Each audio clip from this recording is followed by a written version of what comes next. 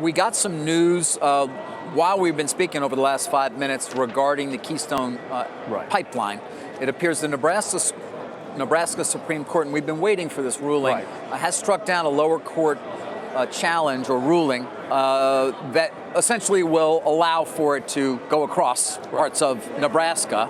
You've got the House and then the Senate going to vote very soon, expected to pass a bill saying we want this, and then the question is, will the president veto it? I think he'll veto it. I think Bill McKibben, who was someone I went to school with, very smart guy. You can read about him. He's been at the forefront of stopping guys this. in climate change. Yes. I think his group's going to win. Now, I think that people don't understand the way oil flows from Hardisty, okay, which is where all this from the tar sands, so to speak. The Canadian companies have not been sitting still.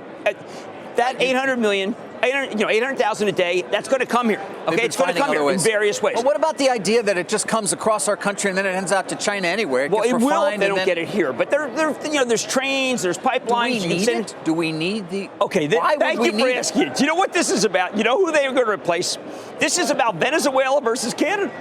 It literally is. They're either going to take Venezuelan oil or you're going to take Canadian oil. If you take the pipeline and you put it in here, then Venezuela gets shut down. You will shut down the country of Venezuela if you do that. A lot of people regard them as our opponent, a geopolitical situation.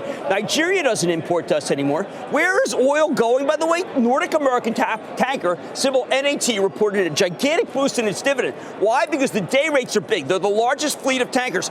A lot of hedge fund guys are buying oil, putting it on tankers, betting that oil will come back. Really? Yes, the day rates have gone up, tankers are sitting there, not going anywhere, just filled up with oil. But you don't think that TransCanada has been sitting idle. And you can move oil all the way east through Canada and then send it down. There's a lot of ways to get that oil here. They have not banked on the president. In my private discussions with these guys, they do not believe that our president will ever approve it.